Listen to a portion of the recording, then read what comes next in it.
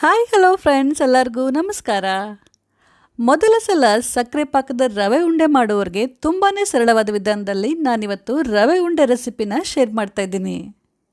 ಮತ್ತು ಉಂಡೆ ಮಾಡುವಾಗ ಪಾಕದ ಹದ ಸರಿ ಆಗಲಿಲ್ಲ ಅಂತಂದರೆ, ಪಾಕ ತುಂಬ ಗಟ್ಟಿ ಆದರೆ ಅಥವಾ ತುಂಬ ಮೆತ್ತಗಾದರೆ, ಉಂಡೆ ತುಂಬಾ ಡ್ರೈ ಆದರೆ ಆವಾಗ ಯಾವ ರೀತಿ ಅದನ್ನು ಸರಿ ಮಾಡೋದು ಅಂತ ಕೆಲವೊಂದು ಟಿಪ್ಸ್ಗಳನ್ನು ಕೂಡ ನಾನು ಶೇರ್ ಮಾಡ್ತಾ ಇದ್ದೀನಿ.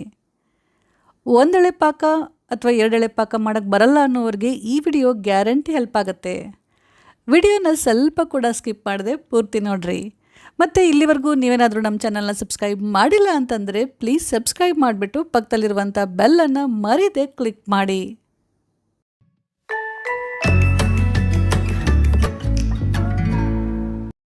ಮೊದಲಿವಾಗ ಒಂದು ಕಡಾಯಿನ ಬಿಸಿ ಮಾಡೋಕ್ಕೆ ಇಟ್ಬಿಟ್ಟಿದ್ರಲ್ಲಿ 1/4 ಕಪ್ನಷ್ಟು ತುಪ್ಪ ಹಾಕಿ. ತುಪ್ಪ ಸ್ವಲ್ಪ ಬಿಸಿ ಆದ ನಂತರ 6 ರಿಂದ 8 ಕಟ್ ಮಾಡಿದ ಬಾದಾಮ್ ಹಾಕಿಬಿಟ್ಟು ಫ್ರೈ ಮಾಡಿ. ಬಾದಾಮ್ ಈ ಥರ ಸ್ವಲ್ಪ ಫ್ರೈ ಆದ ನಂತರ ನೆಕ್ಸ್ಟ್ ಇವಾಗ 7 ರಿಂದ 8 ಗೋಡಂಬಿ ಮತ್ತು 5 ರಿಂದ 6 ಕಟ್ ಮಾಡಿದ ಪಿಸ್ತಾ ಹಾಕಿಬಿಟ್ಟು ಫ್ರೈ ಮಾಡಿ. ಮೀಡಿಯಂ ಫ್ಲೇಮ್ನಲ್ಲಿ ಈ ಥರ ಸ್ವಲ್ಪ ಕೆಂಪಾಗುವವರೆಗೂ ಹುರಿದ ನಂತರ ಈಗ ಇದರಲ್ಲಿ ಒಣದ್ರಾಕ್ಷಿ ಹಾಕಿಬಿಟ್ಟು 10 ಸೆಕೆಂಡು ಫ್ರೈ ಮಾಡಿ. ನಾನಿಲ್ಲಿ ಕಪ್ಪು ಮತ್ತು ಕೆಂಪು 2 ದ್ರಾಕ್ಷಿನ ತಗೊಂಡಿದ್ದೀನಿ. ಇಷ್ಟದ ಪ್ರಕಾರ ನೀವು ಡ್ರೈ ಫ್ರೂಟ್ಸ್ಗಳನ್ನು ಹಾಕೋಬೋದು, ಬೇಡ ಅಂತಂದರೆ ಸ್ಕಿಪ್ ಕೂಡ ಮಾಡ್ಕೋಬೋದು. ಈ ಎಲ್ಲ ಡ್ರೈ ಫ್ರೂಟ್ಸ್ಗಳನ್ನು ಚೆನ್ನಾಗಿ ಫ್ರೈ ಮಾಡಿದ ನಂತರ ಒಂದು ಪ್ಲೇಟಲ್ಲಿ ತೆಗೆದು ಸೈಡಲ್ಲಿ ಎತ್ತಿಡ್ರಿ. ಆಮೇಲೆ ಇದೇ ತುಪ್ಪದಲ್ಲಿ 1 ಕಪ್ನಷ್ಟು ಚಿರೋಟಿ ರವಾನ ಹಾಕಿ. ಈಗ ಇದನ್ನು ಮೀಡಿಯಂ ಫ್ಲೇಮ್ನಲ್ಲಿ ಕೈ ಬಿಡದೆ ಚೆನ್ನಾಗಿ ಹುರಿಬೇಕು. ಫ್ರೆಂಡ್ಸ್, ಈ ರೆಸಿಪಿಗೆ ಚಿರೋಟಿ ರವಾನೇ ಬೇಕು, ಅಂದರೆ ಉಂಡೆ ತುಂಬಾ ಚೆನ್ನಾಗಾಗುತ್ತೆ. ನಿಮ್ಮ ಹತ್ರ ಸಣ್ಣ ರವೆ ಅಥವಾ ಚಿರೋಟಿ ರವೆ ಇಲ್ಲ ಅಂತಂದರೆ ಉಪ್ಪಿಟ್ಟು ರವೆ ಅಥವಾ ಬಾಂಬೆ ರವಾನ ಕೂಡ ಯೂಸ್ ಮಾಡ್ಬೋದು. 2 ರಿಂದ 3 ನಿಮಿಷ ಅದನ್ನು ಮಿಕ್ಸಿ ಮಾಡಿಕೊಂಡು ಯೂಸ್ ಮಾಡ್ಬೋದು. ಇದೇ ರೀತಿ ಇದನ್ನು ಕೈ ಬಿಡದೆ ಚೆನ್ನಾಗಿ ಹುರಿತಾನೆ ಇರಬೇಕು. ಗಮನ ಇರಲಿ ಫ್ರೆಂಡ್ಸ್, ಮೀಡಿಯಂ ಫ್ಲೇಮ್ನಲ್ಲಿ ಇಲ್ಲ ಅಂತಂದರೆ ಸ್ಲೋ ಫ್ಲೇಮ್ನಲ್ಲಿ ರವಾನ ಚೆನ್ನಾಗಿ ಹುರಿಬೇಕು. ಯಾವುದೇ ಕಾರಣಕ್ಕೂ ಹೈ ಫ್ಲೇಮ್ನಲ್ಲಿ ಇಡಬಾರ್ದು. ಆವಾಗ ರವೆ ಹೊತ್ತುತ್ತೆ, ಇಲ್ಲ ಅಂದರೆ ರವೆ ಕಲರ್ ಕೂಡ ಚೇಂಜ್ ಆಗ್ಬೋದು. ಈ ಉಂಡೆಗೆ ರವಾನ ಚೆನ್ನಾಗಿ ಹುರಿಯೋದು ತುಂಬಾ ಮುಖ್ಯ. ನಾವು ರವಾನ ಎಷ್ಟು ಚೆನ್ನಾಗಿ ಹುರಿತೀವಿ ಉಂಡೆ ಅಷ್ಟು ರುಚಿಯಾಗುತ್ತೆ. ಅವಸರ ಮಾಡಿಬಿಟ್ಟು ಸರಿಯಾಗಿ ಹುರಿಲಿಲ್ಲ ಅಂತಂದರೆ ಉಂಡೆ ರುಚಿನೂ ಆಗಲ್ಲ ಮತ್ತು ಅದು ಬೇಗನೆ ಹಾಳಾಗುವ ಚಾನ್ಸಸ್ಸು ಇರುತ್ತೆ.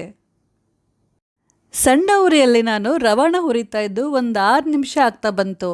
ಈಗ ರವೆ ಕಲರು ಲೈಟಾಗಿ ಚೇಂಜ್ ಆಗ್ತಾ ಬರ್ತಾ ಇದೆ. ಈ ಸ್ಟೇಜಲ್ಲಿ ನಾನು ಅರ್ಧ ಕಪ್ನಷ್ಟು ಫ್ರೆಶ್ ಕಾಯಿ ತುರಿನ ಹಾಕ್ತಾ ಇದ್ದೀನಿ. ಈಗ ಇದನ್ನು ಕೂಡ ರವೆ ಜೊತೆ ಕೈ ಬಿಡದೆ ಚೆನ್ನಾಗಿ ಹುರಿಬೇಕು. ಫ್ರೆಶ್ ಕಾಯಿ ತುರಿ ಬದಲು ನೀವು ತುರಿದ ಒಣ ಕೊಬ್ಬರಿನ ಕೂಡ ಯೂಸ್ ಮಾಡ್ಬೋದು. ಫ್ರೆಶ್ ಕಾಯಿ ತುರಿ ಬಳಸಿದರೆ ರವೆ ಜೊತೆ ಅದನ್ನು 2 ರಿಂದ 3 ನಿಮಿಷದವರೆಗೂ ಚೆನ್ನಾಗಿ ಹುರಿಬೇಕು. ಒಣ ಕೊಬ್ಬರಿ ಯೂಸ್ ಮಾಡಿದರೆ ಜಾಸ್ತಿ ಹುರಿಯುವ ಅವಶ್ಯಕತೆ ಇಲ್ಲ. ಸಣ್ಣ ಉರಿಯಲ್ಲಿ ನಾನು ರವಾನ ಹುರಿತಾ ಇದ್ದು 11 ನಿಮಿಷ ಆಗ್ತಾ ಬಂತು. ಈಗ ರವೆ ಚೆನ್ನಾಗಿ ಹುರಿದಿದ್ದೆ. ರವೆ ಚೆನ್ನಾಗಿ ಹುರಿದಿದ್ದೆ ಅಂತ ಹೇಗೆ ಗೊತ್ತಾಗುತ್ತೆ ಅಂತಂದರೆ ಈ 3 ವಿಷಯನ ನೀವು ಚೆಕ್ ಮಾಡಬೇಕು. ರವೆ ಕಲರು ಚೇಂಜ್ ಆಗಿಬಿಟ್ಟು ಈ ಥರ ತಿಳಿ ಗುಲಾಬಿ ಬಣ್ಣ ಬಂದಿರಬೇಕು. ರವಾನ ಹುರಿಯುವಾಗ ಮನೆಯೆಲ್ಲ ಫುಲ್ ಗಮ್ ಅಂತ ಪರಿಮಳ ಬರಬೇಕು. ಮತ್ತು ರವಾನ ಚೆನ್ನಾಗಿ ಹುರಿದ ನಂತರ ಅದು ಈ ಥರ ಉದುರುದ್ರು ಬಿಡಿ ಬಿಡಿ ಆಗಿರುತ್ತೆ, ಅಂದರೆ ಅವಾಗ ರವೆ ಚೆನ್ನಾಗಿ ಹುರಿದಿದೆ ಅಂತ ಅರ್ಥ. ಅವಾಗ ತಕ್ಷಣ ಗ್ಯಾಸ್ ಆಫ್ ಮಾಡಿ ರವಾನ ಒಂದು ಪ್ಲೇಟಲ್ಲಿ ಹಾಕಿ ಈ ಥರ ಅದನ್ನು ಚೆನ್ನಾಗಿ ಹರಡ್ಬಿಟ್ಟು ಪೂರ್ತಿ ತಣ್ಣಗಾಗುವವರೆಗೂ ಸೈಡಲ್ಲಿ ಎತ್ತಿಡ್ರಿ. ನೆಕ್ಸ್ಟ್ ಇವಾಗ ಮತ್ತೆ ಇದೇ ಕಡಾಯಿನ ಬಿಸಿ ಮಾಡೋಕ್ಕಿಟ್ಬಿಟ್ಟು 1 ಕಪ್ನಷ್ಟು ಸಕ್ಕರೆ ಹಾಕಿ. ಆಮೇಲೆ ಅರ್ಧ ಕಪ್ಗಿಂತ ಸ್ವಲ್ಪ ಕಡಿಮೆ ನೀರು ಹಾಕಿ. ಅರ್ಧ ಕಪ್ಗಿಂತ 2 ರಿಂದ 3 ಟೀ ಸ್ಪೂನಷ್ಟು ನೀರು ಕಡಿಮೆ ಇರಬೇಕು, ಅಂದರೆ ಪಾಕ ಚೆನ್ನಾಗಾಗುತ್ತೆ. 1 ಕಪ್ ಚಿರೋಟಿ ರವೆಗೆ 1 ಕಪ್ನಷ್ಟು ಸಕ್ಕರೆ ಸರಿಯಾಗುತ್ತೆ. ನಿಮಗೆ ಸಕ್ಕರೆ ತುಂಬ ಜಾಸ್ತಿ ಅಂತ ಅನಿಸಿದರೆ 3/4 ಕಪ್ನಷ್ಟು ಕೂಡ ನೀವು ಸಕ್ಕರೆನ ಹಾಕ್ಕೋಬೋದು. ಈಗ ಸಕ್ಕರೆ ಎಲ್ಲ ಚೆನ್ನಾಗಿ ಕರಗುವವರೆಗೂ ಕೈ ಬಿಡದೆ ಇದೇ ರೀತಿ ಮಿಕ್ಸ್ ಮಾಡ್ತಾ ಇರಿ.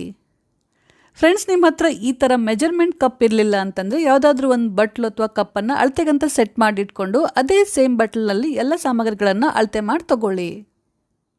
ಸಕ್ಕರೆ ಎಲ್ಲ ಈ ಥರ ಪೂರ್ತಿ ಕರಗಿದ ನಂತರ ಈಗ ಇದನ್ನು ಸಣ್ಣ ಉರಿಯಲ್ಲಿ 3 ನಿಮಿಷ ಕುದಿಸ್ಬೇಕು. 3 ನಿಮಿಷ ಚೆನ್ನಾಗಿ ಕುದಿಸಿದ ನಂತರ ಪಾಕನ ಈ ಥರ ಚೆಕ್ ಮಾಡಿ. ತುಂಬ ಬಿಸಿ ಇರುತ್ತೆ, ಹುಷಾರು. ಪಾಕನ ಸ್ವಲ್ಪ ಊದ್ಬಿಟ್ಟು ಕೈಯಲ್ಲಿ ಈ ಥರ ಮುಟ್ಟು ನೋಡಿ. ಪಾಕ ಅಂಟಂಟು ಜಿಗಿಟ್ ಇರಬೇಕು. ಮತ್ತು ಪಾಕನ ಮುಟ್ಟಿದಾಗ ನಿಮಗೆ ಎಣ್ಣೆ ಮುಟ್ಟಿದ ಥರ ಅನಿಸ್ಬೇಕು, ಅಂದರೆ ಪಾಕ ರೆಡಿಯಾಗಿದೆ ಅಂತ ಅರ್ಥ.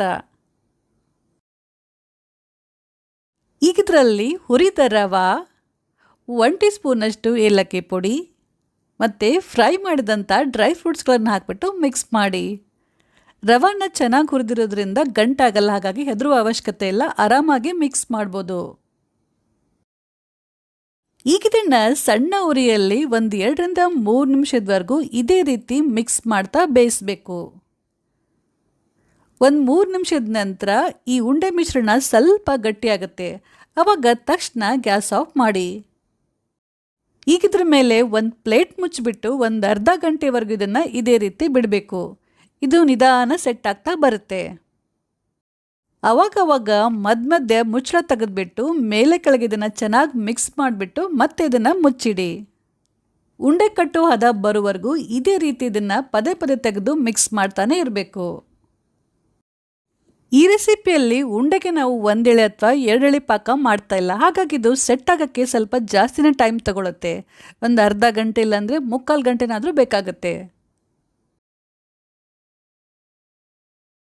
ಅರ್ಧ ಗಂಟೆ ನಂತರ ಈಗ ಉಂಡೆ ಮಿಶ್ರಣ ಗಟ್ಟಿಯಾಗಿದೆ, ಉಂಡೆ ಕಟ್ಟೋ ಹದ ಬಂದಿದೆ.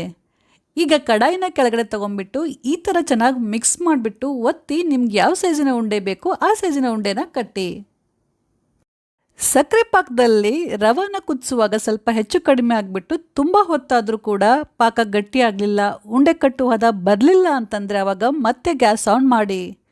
ಸಣ್ಣ ಉರಿಯಲ್ಲಿ ಇದನ್ನು ಕೈ ಬಿಡದೆ 2 ರಿಂದ 3 ನಿಮಿಷದವರೆಗೂ ಬಿಸಿ ಮಾಡಿಬಿಟ್ಟು ಗ್ಯಾಸ್ ಆಫ್ ಮಾಡಿ. ಸ್ವಲ್ಪ ತಣ್ಣಗಾದ ನಂತರ ಇದು ಸರಿಯಾಗುತ್ತೆ, ಆವಾಗ ಉಂಡೆ ಕಟ್ಟಿ. ಈ ಥರ ಚೆನ್ನಾಗಿ ಒತ್ತಿಬಿಟ್ಟು ಕಟ್ಟಬೇಕು. ಉಂಡೆನ ಕಟ್ಟಿದ ನಂತರ ಉಂಡೆನ ಅಂಗೈ ಮಧ್ಯೆ ಸ್ವಲ್ಪ ಹೊತ್ತು ರೋಲ್ ಮಾಡಿ.